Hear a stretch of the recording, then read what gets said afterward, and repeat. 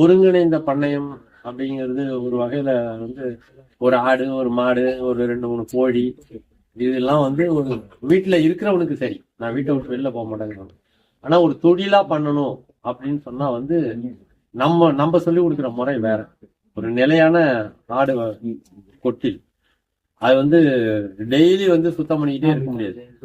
அதனால கொட்டகையை சுத்தி உள்பக்கத்துல ஒரு சாய் தளம், ஆடு வந்து தரையில் படுக்க விரும்பாது, கொஞ்சம் உயரமான இடத்துல படுத்துக்க வேண்டும். அதனால தளம் வந்து சரியா கொஞ்சம் சரிவா, அதாவது யூரின் படம் திருநீர் உள்ள கூட்டி தளம் இருக்கும். அந்த மேட்டை மட்டும் நீங்க கூட்டினா போறோம். பாக்கி பள்ளத்துல எல்லாம் உள்ள பதறு இந்த மாதிரி உலர்ந்த குப்பைகள் இருந்ததுன்னா அப்படியே அது குடிச்சிரும். இதெல்லாம் குடிச்சிரும், அது உரமா போயிடும். ரைட்டா? அதுக்கப்புறம் ஆடு மாடு மேயறதுங்கிறது காலையில ஆடு வந்து விரும்பி மேயிற நேரம். மாலையில வெயில்ல எல்லாம் ஆடு மேயவே கூடாது.